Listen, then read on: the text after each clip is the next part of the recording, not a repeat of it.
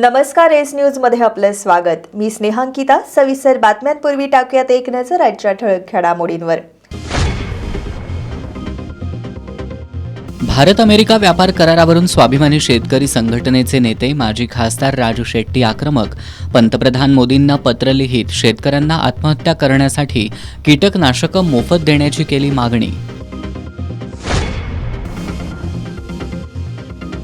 कागल तालुक्यातील कौलगे नानीबाई चिखली गावच्या वाड्यांमधील लोक सुविधांच्या प्रतीक्षेत सुविधा मिळत नसल्यानं जिल्हा परिषद पंचायत समिती निवडणुकीच्या मतदानावर बहिष्कार टाकण्याचा घेतला निर्णय.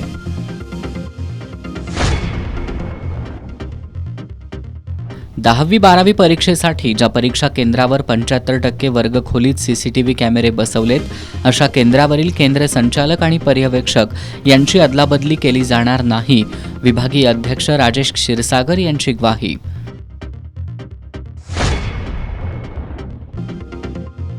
आणि विरोधी पक्षनेते राहुल गांधी आज माजी लष्कर प्रमुख मनोज नरवणेंचं पुस्तक घेऊनच लोकसभेत दाखल. हे आहे GTPL SPN डिजिटल नेटवर्क आणि आपण पाहत आहात चॅनल एस.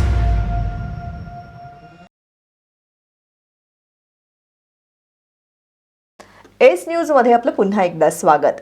भारत अमेरिका व्यापार करारावरून स्वाभिमानी शेतकरी संघटनेचे नेते माजी खासदार राजू शेट्टी आक्रमक झालेत. या करारामुळे भारतीय शेतकऱ्यांचं कंबरड मोडणार असून पंतप्रधान मोदींनी अमेरिकेच्या राष्ट्राध्यक्षांना बोलावून भारतातल्या शेतकऱ्यांचं एकदा श्राद्ध घालावं अशा शब्दात माजी खासदार शेट्टींनी आपला संताप व्यक्त केलाय. त्यांनी पंतप्रधान मोदींना पत्र लिहित देशातल्या शेतकऱ्यांनी आत्महत्या करत शांतपणे मृत्यूला कवटाळावं म्हणून त्यांना मोफत कीटकनाशकं वाटप करा अशी मागणी केली आहे. अमेरिका आणि भारतामध्ये व्यापार करार झाल्याची अमेरिकेचे राष्ट्राध्यक्ष डोनाल्ड ट्रम्प यांनी सोशल मीडियावर पोस्ट करत घोषणा केली. भारतावरील आयात शुल्क 25% 18% आणत असल्याचं त्यांनी जाहीर केलं.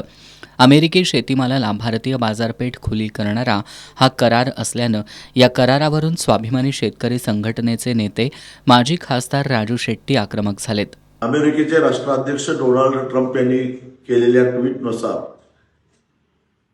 भारत अमेरिका व्यापार कराराला संमती मिळालेली आहे. हा मुक्त व्यापार करार जर झाला तर खऱ्या अर्थानं भारतीय शेतकऱ्याचं कंबरड मोडणार आहे. कारण या मुक्त करारानुसार अमेरिकन शेतकऱ्यांनी उत्पादित केलेला मका असेल, सोयाबीन असेल, त्याचबरोबर दुग्धजन्य पदार्थ असतील, कापूस असेल, इथेनॉल असेल, हे सारे काजू असेल, हे सारे आयात होणार आहे. शून्य आयात करानं आयात होणार आहे. या करारावर आमच्या 56 इंच छातीच्या पंतप्रधानांनी नांगी टाकून या करारावर सही केली. हा करार म्हणजे भारतीय शेतकऱ्यांच्या मृत्यूला संमती देणारा करार आहे. आता अमेरिकेचे राष्ट्राध्यक्ष डोनाल्ड ट्रम्प यांना भारतात बोलावून एकदा भारतीय शेतकऱ्यांचं श्राद्ध घालावं असा टोलाही त्यांनी पंतप्रधान मोदींना लगावलाय. डोनाल्ड ट्रम्पने असा काय दबाव आणला मला माहित नाही, पण आमच्या 56 इंच छातीच्या पंतप्रधानांनी मात्र नांगी टाकून या करारावर सही केली. ही अत्यंत दुर्दैवाची गोष्ट आहे. हा करार म्हणजे भारतीय शेतकऱ्याच्या मृत्यूला संमती देणारा करार आहे. आता डोनाल्ड ट्रम्पना बोलवून एकदा भारतीय शेतकऱ्याचं श्राद्ध घाला एवढंच आता शिल्लक राहिलेलं आहे. जीएम तंत्रज्ञानाचा वापर करण्याचा अधिकार नसल्यामुळं उत्पादन वाढायला तयार नाही आणि अशा परिस्थितीमध्ये जीएम उत्पादनानं भारतामध्ये जर का आली तर किमतीची स्पर्धा करणं भारतीय शेतकऱ्याला केवळ आणि केवळ अशक्य आहे. आणि अशा परिस्थितीमध्ये दुग्ध व्यवसायावर विपरीत परिणाम होणार. मका, सोयाबीन, कापूस उत्पादक शेतकऱ्यांना फटका बसणार, काजू उत्पादक शेतकऱ्यांना फटका बसणार आणि इथेनॉल मोठ्या प्रमाणामध्ये आयात झाल्यामुळं अदानींचा फायदा, अंबानीचा फायदा होईल, रिलायन्स इंडस्ट्रीचा फायदा होईल, पण भारतीय साखर उद्योग मोडून पडेल. कोल्हापूरसह महाराष्ट्रातील दुग्धोत्पादक आणि ऊस, मका, सोयाबीन, कापूस उत्पादक शेतकऱ्यांना या करारामुळे मोठा फटका बसणार आहे. या करारामुळं अंबानी आणि रिलायन्स इंडस्ट्रीजला फायदा होणार आहे असं म्हणत राजू शेट्टी यांनी मोदींसह अंबानींवर निशाणा साधलाय. केंद्र सरकारनं या करारानंतर शेतकऱ्यांच्या हिताचे दावे केले असले तरी माजी खासदार राजू शेट्टींनी हा करार रद्द करण्याची मागणी केली आहे. माजी खासदार राजू शेट्टी यांनी पंतप्रधान नरेंद्र मोदींना पत्र लिहित तुम्हाला हा शेतकरी विरोधी करार करायचाच असेल तर एकदा देशातल्या शेतकऱ्यांना मोफत कीटकनाशक वाटप करा, म्हणजे ते शांतपणे ते पिऊन मृत्यूला कवटाळतील अशी मागणी केली आहे. लोकसभेतील विरोधी पक्षनेते राहुल गांधींनी भारत चीन सीमेवरील तणावासंदर्भात माजी लष्कर प्रमुख मनोज नरवणे यांनी त्यांच्या 4 स्टार्स ऑफ डेस्टिनी या त्यांच्या पुस्तकात केलेल्या उल्लेखाचा दाखला देत पंतप्रधान नरेंद्र मोदी, संरक्षण मंत्री राजनाथ सिंह आणि परराष्ट्र मंत्री एस जयशंकर यांच्या कार्यक्षमतेवर प्रश्नचिन्ह उपस्थित केलंय. हे पुस्तक प्रकाशित नसल्यामुळं त्यावर बोलता येणार नाही असं सांगत सत्ताधारी मंत्र्यांनी लोकसभेत विरोधी पक्षनेते राहुल गांधींना बोलण्यापासून रोखलं. दरम्यान आज खासदार राहुल गांधी हे पुस्तक घेऊनच लोकसभेत दाखल झाले. यावेळी त्यांनी माध्यमांशी बोलताना पंतप्रधान मोदी आज सभागृहात येण्याचं धाडस करणार नाहीत, ते आलेच तर आपण स्वतः जाऊन त्यांना हे पुस्तक देऊ असं सांगितलं. I don't think PM will have the guts to come to the Lok Sabha today, because if he comes, I'm going to give him this book.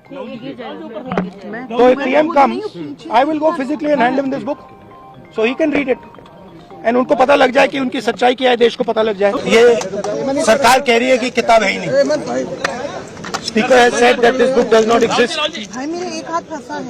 Government has said this book does not exist.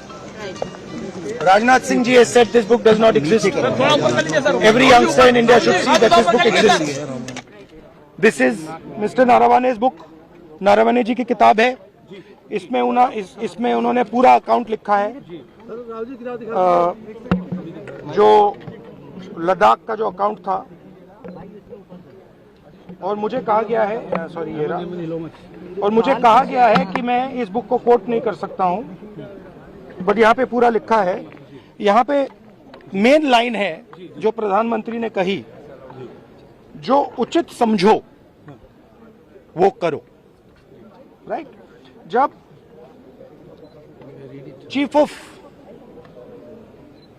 Army staff general Naravane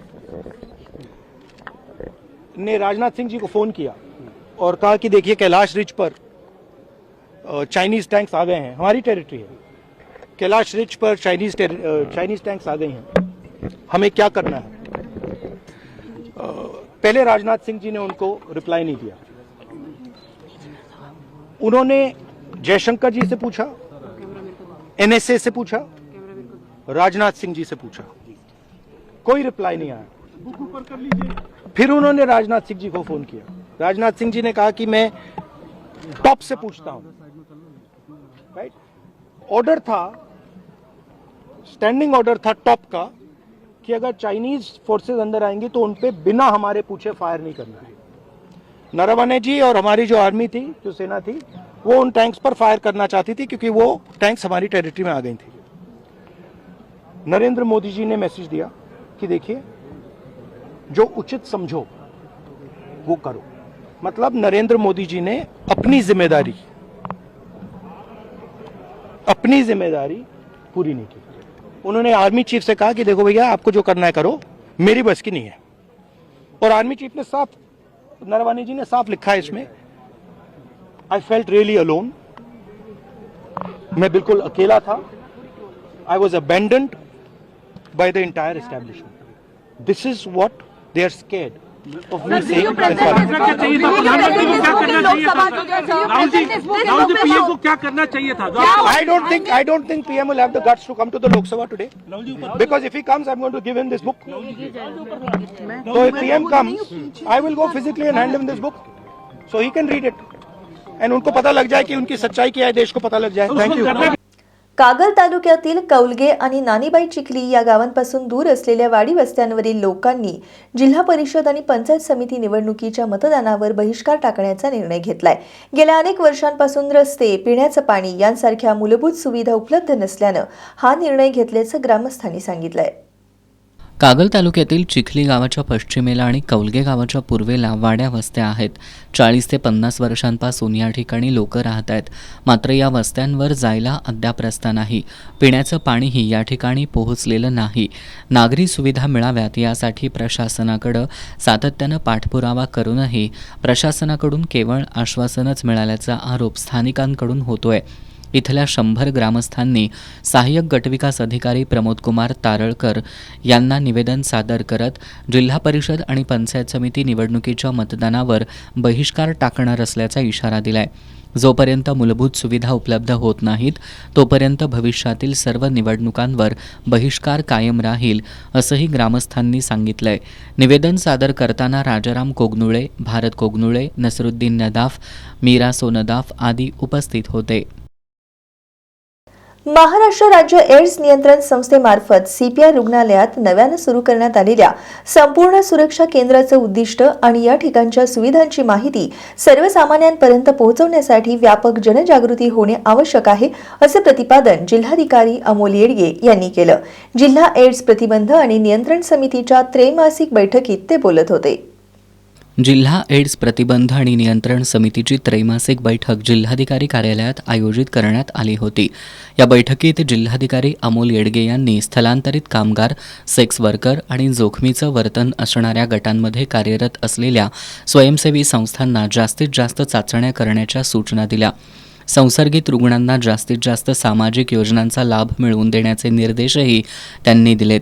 Maharashtra राज्य AIDS नियंत्रण संस्थेमार्फत CPR रुग्णालयात नव्यानं सुरू करण्यात आलेल्या संपूर्ण सुरक्षा केंद्राचं उद्दिष्ट आणि या ठिकाणच्या सुविधांची माहिती सर्वसामान्यांपर्यंत पोहोचवण्यासाठी व्यापक जनजागृती होणं आवश्यक असल्याचं त्यांनी यावेळी सांगितलं. जिल्ह्यातील 100% गरोदर स्त्रियांची HIV तपासणी करण्यासाठी आरोग्य यंत्रणेनं शर्थीचे प्रयत्न करावेत असं आवाहन जिल्हाधिकारी येडगे यांनी केलं.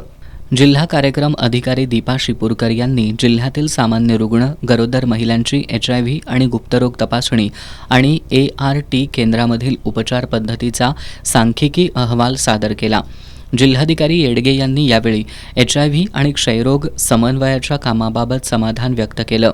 यावेळी जिल्हा क्षयरोग अधिकारी डॉक्टर हर्षला वेदक, शहर क्षयरोग अधिकारी डॉक्टर रुपाली यादव, अतिरिक्त जिल्हा शल्यचिकित्सक डॉक्टर सरिता थोरात, जिल्हा आरोग्य अधिकारी डॉक्टर AN पिंपळे, जिल्हा माता बालसंगोपन अधिकारी डॉक्टर फारुक देसाई, जिल्हा माहिती अधिकारी सचिन अडसूळ यांच्यासह विविध केंद्रांचे वैद्यकीय अधिकारी, तांत्रिक अधिकारी आणि स्वयंसेवी संस्थांचे प्रतिनिधी उपस्थित होते. गोकुळ शिरगाव जिल्हा परिषद मतदारसंघातील काँग्रेसचे उमेदवार सुदर्शन खोत आणि पंचायत समितीचे उमेदवार संदीप पाटील यांच्या प्रचारार्थ कनेरीवाडीत मंगळवारी सायंकाळी विजयी संकल्प सभा पार पडली. सभेला परिसरातील महिला आणि तरुणांची उपस्थिती लक्षणीय होती. गोकुळ शिरगाव जिल्हा परिषद मतदारसंघातील काँग्रेसचे उमेदवार सुदर्शन खोत आणि पंचायत समितीचे उमेदवार संदीप पाटील यांच्या प्रचारासाठी कणेरीवाडीत मंगळवारी सायंकाळी विजयी सभा आयोजित करण्यात आली होती. या सभेला पंचक्रोशीतील महिला आणि तरुणांची लक्षणीय उपस्थिती होती. यावेळी बोलताना माजी आमदार ऋतुराज पाटील यांनी जिल्हा परिषद आणि पंचायत समितीची निवडणूक ही ग्रामीण विकासाच्या दृष्टीनं अत्यंत महत्त्वाची असून या निवडणुकीत सक्षम, अनुभवी आणि जनतेशी थेट नाळ असलेले उमेदवार आवश्यक असल्याचं सांगितलं. सुदर्शन खोत आणि संदीप पाटील हे दोघेही विकासाभिमुख, स्वच्छ प्रतिमेचे आणि जनतेच्या प्रश्नांसाठी सातत्यानं झटणारे उमेदवार असल्याचं त्यांनी नमूद केलं. आज आपल्या राज्यामध्ये अनेक थोर व्यक्तींनी या राज्याचं नेतृत्व केलं आणि त्यातलं एक महत्त्वाचं नाव मला त्या ठिकाणी घ्यायचं आहे की या राज्याचे माजी मुख्यमंत्री आदरणीय यशवंतराव चव्हाण साहेबांचं जेव्हा आपण जिल्हा परिषद पंचायत समिती म्हणतो तेव्हा या राज्यामध्ये या स्थानिक स्वराज्य संस्था नव्हत्या आणि तेव्हा ही तिन्ही स्थानिक स्वराज्य संस्था जिल्हा परिषद, पंचायत समिती आणि ग्रामपंचायत हे सुरू करण्याचा निर्णय कोणी घेतला असेल तर तो काँग्रेस पक्षाने घेतला आणि त्यासाठी पुढाकार कोणी घेतला असेल तो यशवंतराव चव्हाण साहेबांनी घेतला. माजी आमदार ऋतुराज पाटील यांनी सत्ताधाऱ्यांकडे मुख्यमंत्री, 2 उपमुख्यमंत्री, मंत्री, आमदार आणि सर्व काही असलं तरी आपल्या मागे जनतेची फौज उभी असल्याचं सांगितलं. जेव्हा महानगरपालिकेची सुरुवात झाली तेव्हा महानगरपालिकेचं रणांगण सुरू झाल्यानंतर अनेक लोकांनी आम्हाला त्या ठिकाणी सांगितलं की खोत साहेबांनी जे सांगितले की 2 ते 3 आकडे या ठिकाणी तुमचे या महानगरपालिकेमध्ये येतील. म्हणलं मला अनेक लोकांनी विचारलं म्हणलं अरे तुमच्या समोर एवढी नेते मंडळींची फौज आहे, एका बाजूला मुख्यमंत्री आहेत, उपमुख्यमंत्री आहेत, मंत्री आहेत, खासदार आहेत, आमदार आहेत, स्थानिक नेते आहेत, तुम्ही कसं त्या ठिकाणी त्याचं उत्तर देणार आहे? अनेक पत्रकारांनी मला त्या ठिकाणी विचारलं की एवढी नेते मंडळीची फौज त्या ठिकाणी उभी आहे, कसं बंटी साहेबांनी तुम्ही त्या ठिकाणी उत्तर देणार आहे? म्हटलं काळजी करू नका, नेत्यांची फौज त्यांच्या बाजूने असली तर जनतेची फौज ही बंटी साहेबांच्याकडे आहे, ही खऱ्या अर्थानं आमच्यासारख्या कार्यकर्त्यांना अभिमानानं त्या ठिकाणी सांगावं लागेल. नगरसेवक राजेश लाटकर यांनी भाजप सरकारच्या गेल्या 11 वर्षाच्या कारभारावर जोरदार हल्ला चढवला. हा कारभार प्रभू रामांचं नाव घेणारे भाजपवाले चालवाल्यात. तुम्ही काही करा, तुम्ही दारू विका, गांजा विका, ड्रग विका, महिलांची अब्रू काढा, महिलांच्यावर अत्याचार करा, तुम्ही गुंडगिरी करा, मोका करा, आम्हाला फक्त आमच्या पक्षात या. हे जे चालू आहे त्याचं उत्तर 7 तारखेला द्यायचं आहे. का गांजा मिळतोय माझा विचार त्या आमदारांनी इथल्या. फडणवीस साहेब गृहमंत्री आहेत, नोटबंदी एका रात्रीत करताय, का गांजाबंदी होत नाही? तरुण मित्रांनो, त्यांना हेच पाहिजे, आमच्या बहुजन समाजातल्या मुला मुलींनी नादिष्ट व्हावं, चुकीचं वागावं, घाणेरडं वागावं आणि आमच्या पक्षाकडनं पैसे घ्यावेत, मताला पैसे घ्यावेत, आमच्या जेवणावळीला यावं, आमच्या मागणं तुम्ही तरुणाच्या झुंडी याव्यात, जय श्रीराम म्हणायचं आणि आमच्या मागणं या. हे यांचा कारभार आहे. हा कारभार ओळखून या भाजपला देशोधडीला लावायचं मतदान, एवढा मताचा ढीग लावा, एवढा मताचा ढीग लावा, त्यांनी परत ओळखायला पाहिजे. काँग्रेस जसं गोरगरिबाचं काम करत होतं तेच काम केलं तर चालणार आहे. हे जातीभेदाचं काम आम्ही चालू द्यायचं नाही. जिल्हा परिषदेचे माजी उपाध्यक्ष शशिकांत खोत यांनी आपल्या 15 वर्षांच्या सार्वजनिक जीवनातील कामांचा आढावा घेतला. शेवटच्या 2 दिवसात विरोधक गैरसमज निर्माण करतील त्यावर विश्वास ठेवू नका असं आवाहन खोत यांनी केलं. आतापर्यंतच्या माझ्या तिन्ही राजकीय जडणघडणीमध्ये परमपूज्य अदृश्य काळजीव स्वामींचा निश्चितपणे माझ्या पाठीवरती, माझ्या डोक्यावरती आशीर्वाद होता. ह्या निवडणुकीला सुद्धा सुदर्शन खोतांच्या आणि संदीप पाटलांच्या डोक्यावरती हात आहे. कारण ज्या दिवशी आम्ही फॉर्म भरले, याच्या उमेदवारी फायनल झाल्या होत्या, विरोधक स्वामींच्यावर पोचण्यापूर्वी या दोघांना आम्ही स्वामीजींचा आशीर्वाद घेतलेला आहे. त्यामुळे ह्या निवडणुकीमध्ये तुम्हाला काहीतरी उद्या परवा उलट्या सुलट्या काहीतरी बातम्या दुसऱ्या गावातनी येतील, तसं माझ्याकडून कुठल्याही प्रकारचं कृत्य होणार नाही. कारण ज्या विश्वासानं बंटी साहेबांनी माझ्यावर विश्वास टाकला आहे त्या विश्वासाला माझ्या राहिलेल्या आयुष्यामध्ये कधीसुद्धा तडा जाऊ देणार नाही.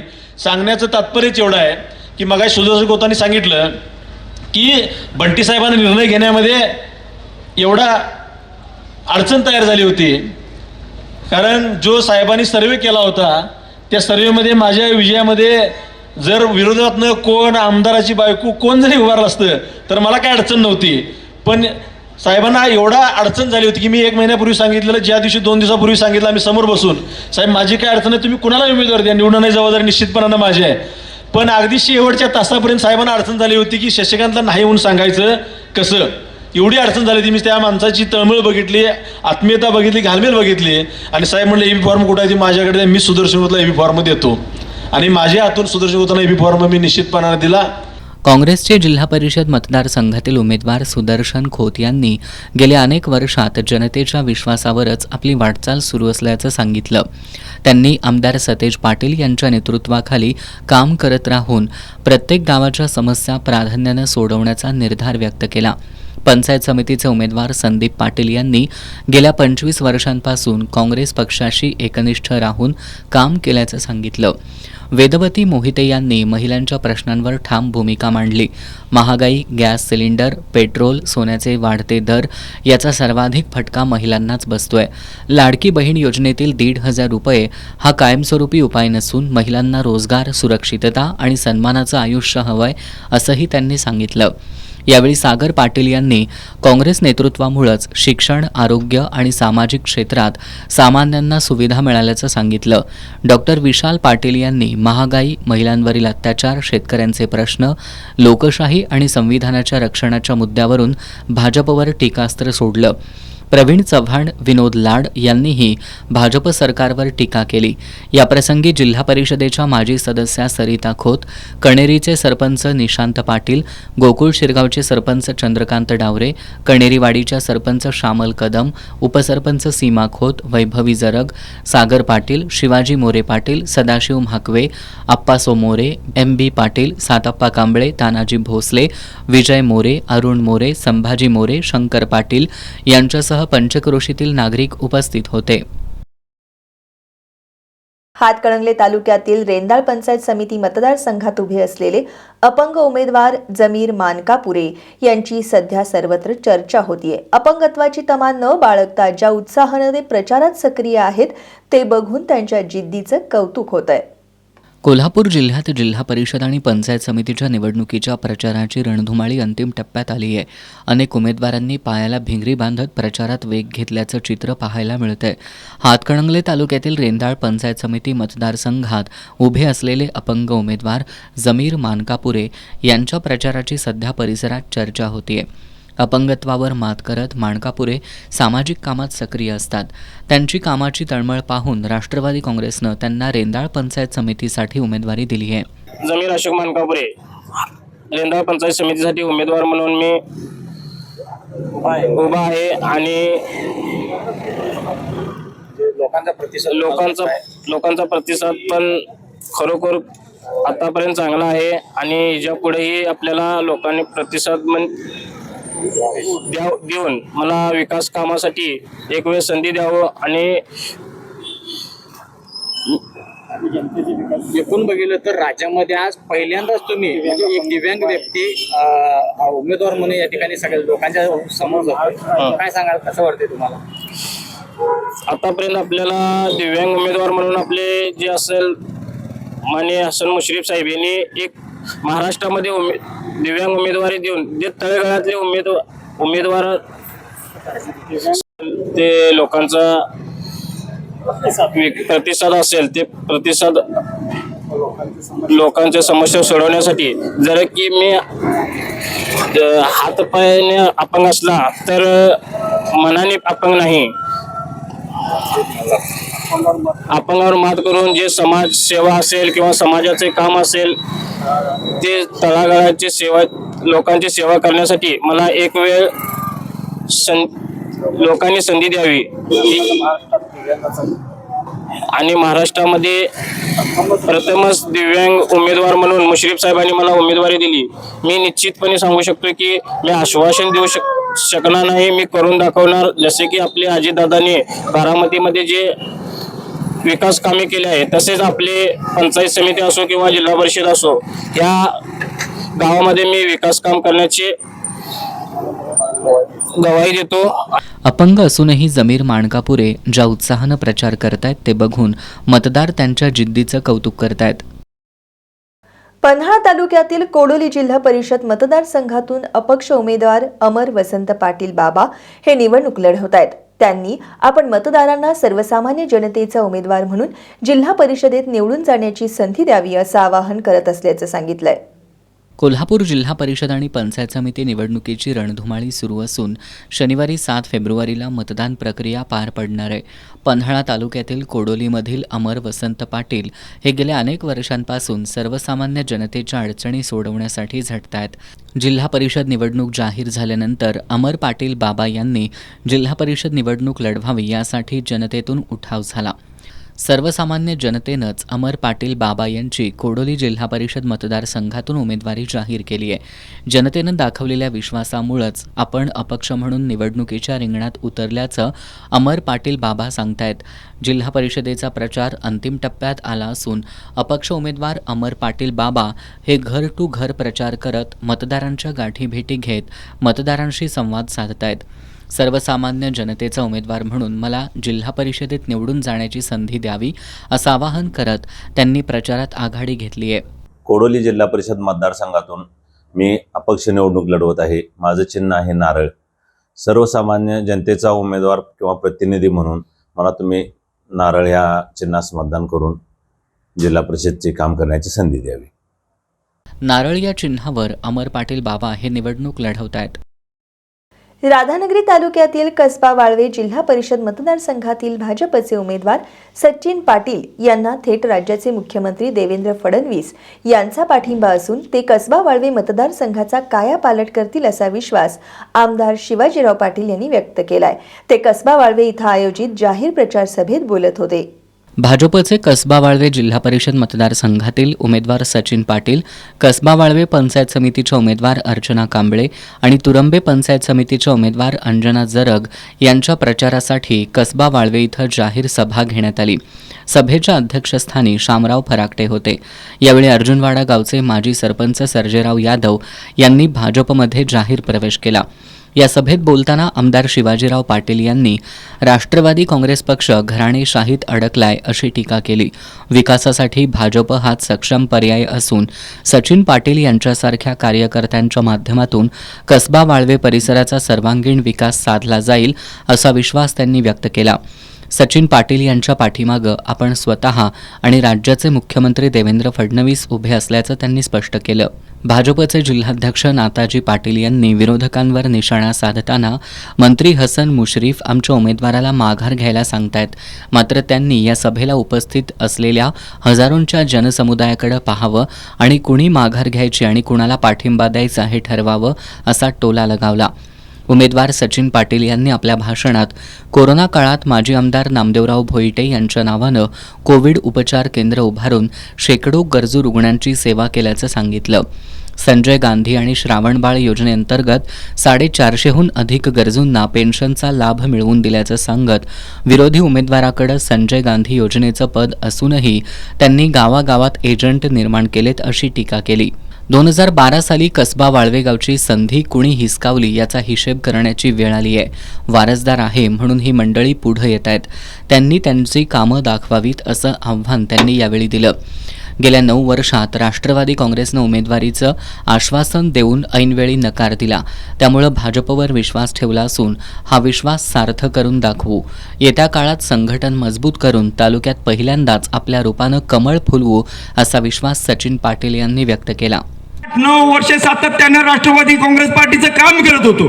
राष्ट्रवादीच्या नेते मंडळींनी मला सांगितलं गेलं, तू जिल्हा परिषद लढ, तुझ्यात काम करण्याची धमक आहे, तुझ्यात नेतृत्व गुण आहे, अशा पद्धतीचे अनेक मला आश्वासने देण्यात आली. पण मी जसा साहेब जिल्हा परिषद निवडणूक जवळ येईल, मागच्या देखील विधानसभेच्या निवडणुकीच्या वेळी मला सांगितलं गेलं, सचिन कसबा वाळवे गाव मोठा आहे, या गावची संस्कृती आहे, या गावातले लोक शुद्ध आहेत, त्यामुळं या गावात काम करणारा एक कार्यकर्ता, सामान्य कार्यकर्ता म्हणून तुला उमेदवारी देण्याची संधी निश्चितपणानं आम्ही घेऊ असं राष्ट्रवादीच्या सर्व मंडळींनी सांगितलं गेलं. साहेब, मला त्यांच्यावर टीका करायची नाही. त्यांना वाटलं असेल की माझ्यापेक्षा कोणतरी आणखीन उमेदवार सरस आहे म्हणून त्यांनी समोर उमेदवार दिली असेल. पण मी साहेब मगाशी तुम्हाला सांगितलं, मी ज्या थोर मंडळींची नावं या गावातली घेतलीत त्या थोर मंडळींच्या विचाराचा खऱ्या अर्थानं वारसदार आहे. नक्कीच मी त्यांचा विचार समाजातल्या तळागाळातल्या शेवटच्या लोकांपर्यंत रुजवणार आहे. त्यामध्ये कोणत्याही प्रकारची व्यक्तींची शंका नाही. यावेळी ज्योतिराम पाटील, महेश पाटील, स्वप्नील जरग यांनीही मनोगत व्यक्त केली. या सभेला लहूसाहेब जरग, सुधाकर गुरव, शंकरदादा पाटील, सर्जेराव यादव, सुनील चौगले, कपिल फराकटे, धनाजी पाडळकर, अखिलेश कांदळकर, युवराज चिंदगे, प्रशांत कांबळे यांच्यासह पदाधिकारी, कार्यकर्ते आणि ग्रामस्थ मोठ्या संख्येनं उपस्थित होते. जयदीप मोहिते हे कोडोली जिल्हा परिषद आणि कोडोली पूर्व पंचायत समिती मतदारसंघातून अपक्ष म्हणून निवडणूक लढवत आहेत. आपण उच्च शिक्षित असून मतदारसंघातील जनतेपर्यंत विकास योजना पोहोचवण्यासाठी निवडणूक रिंगणात उतरलो असल्याचं त्यांनी सांगितलंय. जयदीप चंद्रकांत मोहिते हे पन्हाळा तालुक्यातील कोडोली जिल्हा परिषद मतदारसंघ आणि कोडोली पूर्व पंचायत समिती मतदारसंघात अपक्ष म्हणून निवडणूक लढवत आहेत. त्यांनी मतदारांच्या थेट भेटीवर भर दिलाय. कोडोली गावात सन 1918 साली नगरपालिका होती आणि 1945 साली नगरपालिकेची पुन्हा ग्रामपंचायत करण्यात आली. परंतु सध्या कोडोलीची लोकसंख्या 50,000पेक्षा जास्त असून या गावाला नगरपालिका होणं गरजेचं असून नगरपालिका होण्यासाठी प्रयत्न करणार असल्याचं जयदीप मोहिते सांगतायत. आपण उच्च शिक्षित असून कोडोली जिल्हा परिषद मतदारसंघातील कोडोलीसह अन्य गावांमधील समस्या सोडवण्यासोबतच शासनाच्या आणि जिल्हा परिषदेच्या विविध योजना मतदारसंघातील शेवटच्या व्यक्तीपर्यंत पोहोचवण्यासाठी प्रयत्नशील राहणार असल्याचं जयदीप मोहिते यांनी सांगितलंय. काही समस्या आहेत त्या सोडवणार असल्याचं आश्वासन अपक्ष उमेदवार जयदीप चंद्रकांत मोहिते यांनी दिलंय. कोडोली जिल्हा परिषद व कोडोली पूर्व पंचायत समिती या दोन्ही ठिकाणावरून निवडणूक लढवत आहे. माझं चिन्ह आहे ऊस. एकूण मी 9 मुद्दे घेतलेले आहेत, त्याच्यातले फक्त 3च मुद्दे सांगतो. मला प्रामाणिकपणे शेतकऱ्यांचं दरडोई उत्पन्न वाढवायचं आहे. त्याच्यासाठी मी सोयाबीनचा जो त्यांचा मिळणारा जो दर आहे तो 50% कसा वाढवता येईल आणि त्यासाठी आपण कृषी बाजार समिती इथं तयार करून आपण स्टोरेज तयार करून एक 6 महिन्याची वाट बघितली तर ते होऊ शकतं. तसेच शासकीय मैदानाची उपलब्धता गावामध्ये नाहीये, तर शासकीय मैदान उपलब्ध करणे. त्याचबरोबर लहान मुलांना एकही बालोद्यान नाहीये, तर आपल्या गावामध्ये साधारणतः 10 ते 15 बालोद्यान होण्यासाठी मी प्रयत्न करण्यासाठी मी हा उमेदवारी अर्ज भरत आहे.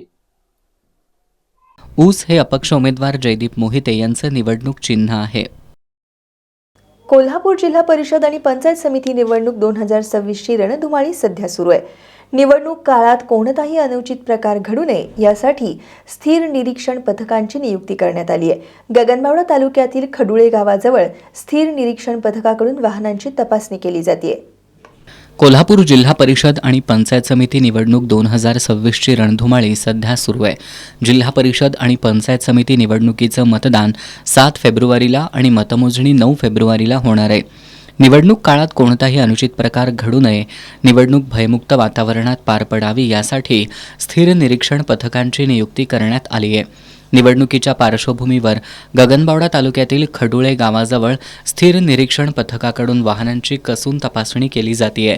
या पथकामध्ये पथक प्रमुख सुहास पाटील, सहाय्यक पथक प्रमुख सोनबा निगडे, विक्रम पाटील, पोलीस कॉन्स्टेबल विनायक सुतार यांचा समावेश आहे. बालविवाह मुक्त भारत घडवण्यासाठी केंद्र सरकार प्रयत्नशील असून या प्रयत्नांना समाजानं सकारात्मक साथ दिली पाहिजे. सक्षम भारत बनवण्यासाठी बालविवाह रोखणं गरजेचं आहे असं प्रतिपादन कागल तालुका विधी सेवा समितीचे अध्यक्ष तथा दिवाणी न्यायाधीश कनिष्ठ सर A.B. मडके यांनी केलंय. कागलमध्ये आयोजित केलेल्या कायदेविषयक मार्गदर्शन शिबिरात ते बोलत होते. कागल तालुका विधी सेवा समिती आणि छत्रपती शाहू सहकारी साखर कारखाना यांच्या संयुक्त विद्यमानं कायदेशीर विषयक मार्गदर्शन शिबिर आयोजित करण्यात आलं होतं. या शिबिरात मार्गदर्शन करताना कागल तालुका विधी सेवा समितीचे अध्यक्ष तथा दिवाणी न्यायाधीश A.B. मडके यांनी सक्षम भारत बनवण्यासाठी बालविवाह रोखणं गरजेचं असल्याचं सांगितलं. बालविवाह मुक्त भारत घडवण्यासाठी केंद्र सरकार प्रयत्नशील असून या प्रयत्नांना समाजानं सकारात्मक साथ दिली पाहिजे असं आवाहन केलं. बार असोसिएशनचे अध्यक्ष ॲडव्होकेट आनंदराव पाटील यांनी कायद्याचं ज्ञान प्रत्येक नागरिकाला असणं आवश्यक असल्याचं सांगितलं. कायदा सर्वांसाठी समान असून पालकांनी मुलामुलींमध्ये भेदभाव न करता दोघांनाही दर्जेदार शिक्षण देणं गरजेचं असल्याचं सांगितलं. यावेळी ॲडव्होकेट वैष्णवी पाटील, ॲडव्होकेट रमेश गिरी, ॲडव्होकेट विशाल पाटील यांनीही मनोगत व्यक्त केली. या कार्यक्रमाला ॲडव्होकेट अभिजित सांगावकर, ॲडव्होकेट संग्राम गुरव, शेती अधिकारी दिलीप जाधव यांच्यासह नागरिक उपस्थित होते. आता जाणून घेऊयात महत्त्वाच्या घडामोडी संक्षिप्त स्वरूपात. फास्ट न्यूजचे प्रायोजक गोकुळ. बाळ, फ्रीजमधून श्रीखंड काढ ना. आम्ही पूर्वी घरीच बनवायचो श्रीखंड, त्याची चवच वेगळी होती. आता काय सगळं रेडीमेड. आजी, हे श्रीखंड खाऊन बघ. आज तुझ्या आईनं घरीच बनवलं की काय? हे आहे गोकुळचं श्रीखंड. अगदी जिभेवर रेंगाळणार. जिभेवरच नाही तर मनावरही रेंगाळणार. गोकुळ श्रीखंड, मनावर रेंगाळणार. देवस्थान ट्रस्ट उद्योग नाही, सर्वोच्च न्यायालयाचा महत्त्वपूर्ण निकाल. बंद दारामागे न्याय रडकुंडीला आलाय. ममता बॅनर्जींनी सरन्यायाधीशांसमोर स्वतःच मांडली निवडणूक आयोगाविरोधात बाजू. वडिलांनी ऑनलाईन गेम खेळण्यापासून रोखल्यानं यूपीमध्ये 3 बहिणींची आत्महत्या. 9व्या मजल्यावरून मारली उडी. एनसीपीच्या विलिनीकरणाचा कोणताही मुद्दा नव्हता. सुनेत्रा पवारांच्या निवडीवर प्रश्नचिन्ह उपस्थित करणं अयोग्य, सुनील तटकरेंचं स्पष्टीकरण. राष्ट्रवादीच्या विलिनीकरणावर बोलण्याचा देवेंद्र फडणवीसांना अधिकार काय, शरद पवारांचा सवाल. मनोज जरांगेंना ठार मारण्याची धमकी, मराठा समाजात खळबळ, चौकशीची केली मागणी. इचलकरंजीतील जलतरण तलाव परिसरात रिक्षा पलटी होऊन अपघात झालाय. या अपघातात रिक्षा चालक संतोष यल्लाप्पा कांबळे जखमी झाल्यानं सध्या त्यांच्यावर रुग्णालयात उपचार सुरू आहेत. कर्नाटकातील बोरगाव इथं राहणारे संतोष कांबळे हे त्यांच्या भावाच्या लग्नासाठी बोरगावमधून रुकडीकडे जात होते. इचलकरंजीतील जलतरण तलाव परिसरात वळण घेत असताना रिक्षावरील ताबा सुटल्यानं रिक्षा पलटी होऊन अपघात झाला. या अपघातात संतोष कांबळे यांच्या डोक्याला गंभीर दुखापत झाल्यानं स्थानिक नागरिकांनी उपचारासाठी आयजीएम रुग्णालयात दाखल केलं होतं. मात्र वैद्यकीय अधिकाऱ्यांनी प्राथमिक उपचार करून कांबळे यांची प्रकृती चिंताजनक असल्यानं पुढील उपचारासाठी सांगलीतील सिव्हिल रुग्णालयात हलवण्यात आलं. घटनेची माहिती मिळताच पोलिसांनी घटनास्थळी येऊन पंचनामा केला. दरम्यान अपघाताची माहिती नातेवाईकांना मिळताच आयजीएम रुग्णालयात नातेवाईकांनी मोठी गर्दी केली. एकीकडे घरात लग्न समारंभ सुरू असताना अशी अनपेक्षित घटना घडल्यानं लग्न मंडपातील सर्वच नातेवाईक रुग्णालयात गर्दी केली होती. सागरमाळ स्पोर्ट्स असोसिएशनच्या वतीनं Kolhapur senior premier league 2026 tennis ball cricket स्पर्धेचं आयोजन करण्यात आलंय. 17 फेब्रुवारी ते 20 फेब्रुवारी या कालावधीत शास्त्रीनगर क्रिकेट मैदानावर ही स्पर्धा होणार असून यामध्ये 16 संघ सहभागी होणार आहेत. सागर स्पोर्ट्स असोसिएशनचे अध्यक्ष काकासाहेब पाटील यांनी पत्रकार परिषदेत ही माहिती दिली.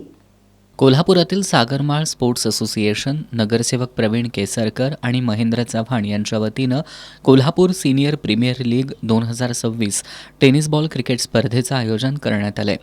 यंदा या स्पर्धेचं तिसरं पर्व असून या स्पर्धेत कोल्हापुरातील 40 वर्षांवरील क्रिकेटपटूंचे 16 संघ सहभागी होणार आहेत.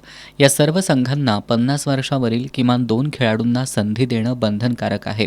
17 ते 20 फेब्रुवारी या कालावधीत शास्त्रीनगर क्रिकेट मैदानावर ही स्पर्धा होणार असल्याचं सागरमाळ स्पोर्ट्स असोसिएशनचे अध्यक्ष काकासाहेब पाटील यांनी सांगितलंय. Kolhapur senior premier league, Sagarmal sports association तसेच पुरस्कृत महेंद्र चव्हाण शिवनेरी स्पोर्ट्स आणि प्रवीण केसरकर नगरसेवक पुरस्कृत यांच्या माध्यमातून शास्त्रीनगर मैदानाच्या हिरवळीवर 17 तारखेपासून ते 20 तारखेपर्यंत या 40+ स्पर्धा आम्ही आयोजित केलेल्या आहेत. या स्पर्धेचं तिसरं पर्व आहे आणि या स्पर्धा ऑक्शन पद्धतीने होणार आहेत. आणि या स्पर्धेसाठी 16 फ्रँचायझींना प्रचारण केलेलं आहे. 17 ते 20 शेवटचे 2 दिवस आम्ही डे नाईट या स्पर्धा घेतली आणि प्रत्येक दिवशी 8 सामने होईल अशा पद्धतीने ही स्पर्धा होणार आहे.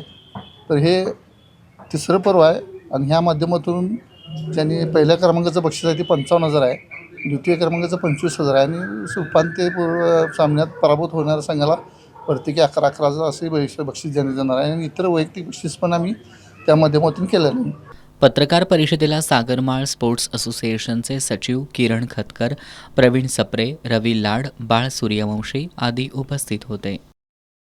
स्वातंत्र्योत्तर काळात पंडित नेहरूंच्या दूरदृष्टीमुळे IIT, भाभा अणुऊर्जा संशोधन केंद्र, NPL, NCL यांसारख्या शैक्षणिक आणि वैज्ञानिक संस्थांची उभारणी झाली आणि भारतात विज्ञानवादाची मजबूत पायाभरणी झाली.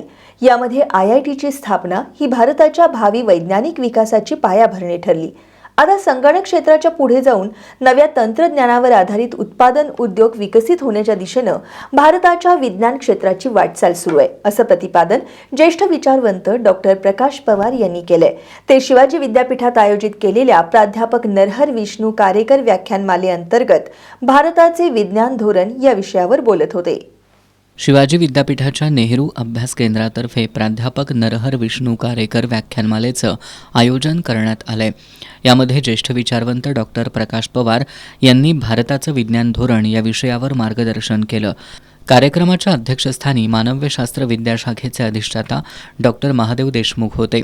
यावेळी बोलताना डॉक्टर पवार यांनी स्वातंत्र्यपूर्व काळात महात्मा फुले, लोकहितवादी आणि न्यायमूर्ती रानडे यांनी स्वीकारलेला आधुनिकतावादी दृष्टिकोन हाच वैज्ञानिक विचारांचा पाया होता असं सांगितलं. स्वातंत्र्योत्तर काळात पंडित नेहरू यांच्या दूरदृष्टीमुळं IIT, भाभा अणुऊर्जा संशोधन केंद्र, NPL, NCL यासारख्या शैक्षणिक आणि वैज्ञानिक संस्थांची उभारणी झाली आणि भारतात विज्ञानवादाची मजबूत पायाभरणी झाली. यामध्ये IITची स्थापना भारताच्या भावी वैज्ञानिक विकासाची पायाभरणी ठरल्याचं त्यांनी सांगितलं. यंदाच्या केंद्रीय अर्थसंकल्पाचा विचार केला तर यातून विज्ञान आधारित उत्पादन क्षेत्राला पुन्हा प्राधान्य दिल्याचं स्पष्ट झालंय. भारत आता संगणक आणि सेवा क्षेत्राच्या पुढं जाऊन नव्या तंत्रज्ञानावर आधारित उत्पादन उद्योगाच्या उभारणीकडे वळताना दिसत असल्याचं त्यांनी सांगितलं. कृत्रिम बुद्धिमत्तेपर्यंतचा हा प्रवास भारताच्या विज्ञान क्षेत्राला महत्त्व प्राप्त करून देईल असा विश्वास त्यांनी व्यक्त केला. यावेळी नेहरू अभ्यास केंद्राचे समन्वयक doctor Pralhad Mane, doctor Sukhdev Undre, Bharat Shastri, doctor Alok Jatradkar, Mayuresh Patil, Akash Brahmane यांच्यासह संशोधक, विद्यार्थी-विद्यार्थिनी मोठ्या संख्येनं उपस्थित होते. जिद्द, चिकाटी आणि आत्मविश्वासाच्या जोरावर शारीरिक मर्यादांवर मात करत कसबा वाळवेतला खेळाडू राष्ट्रीय पातळीवर चमकलाय.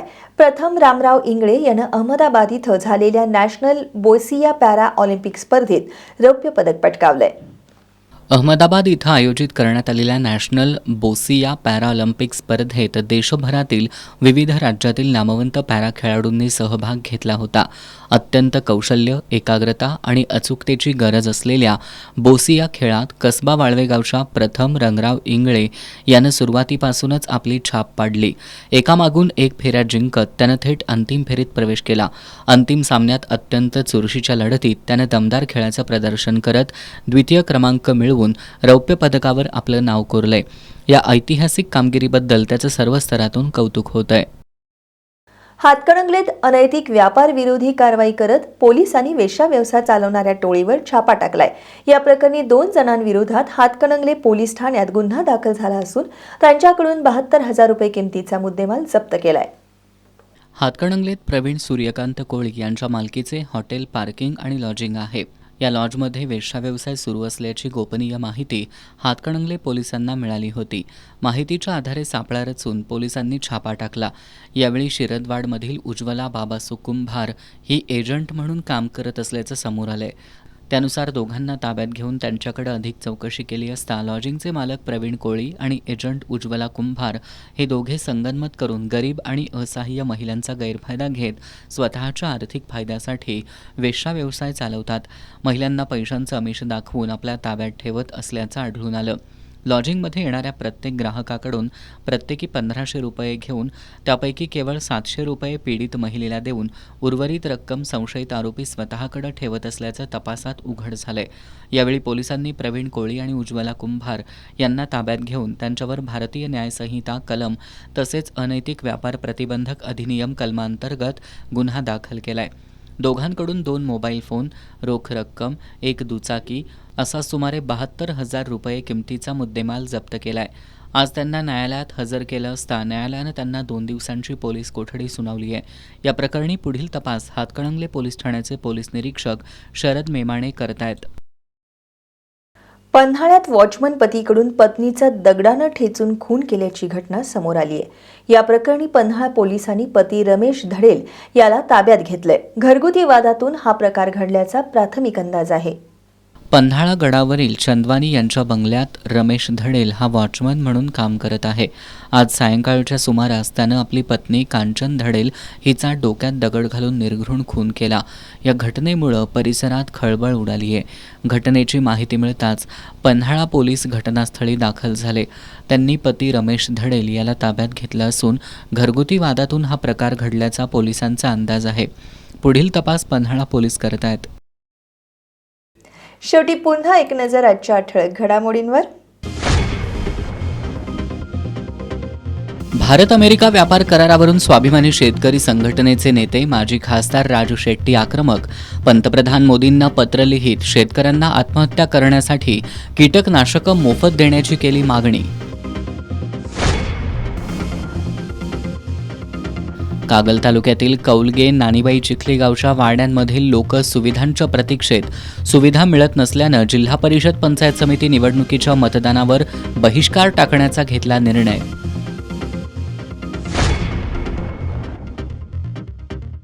दहावी 12वी परीक्षेसाठी ज्या परीक्षा केंद्रावर 75% वर्ग खोलीत सीसीटीव्ही कॅमेरे बसवलेत अशा केंद्रावरील केंद्र संचालक आणि पर्यवेक्षक यांची अदलाबदली केली जाणार नाही.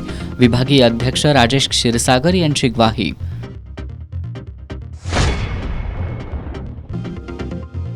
आणि विरोधी पक्षनेते राहुल गांधी आज माजी लष्कर प्रमुख मनोज नरवणेंचं पुस्तक घेऊनच लोकसभेत दाखल. आणि याबरोबरच आजचं बातमीपत्र संपलं. नमस्कार.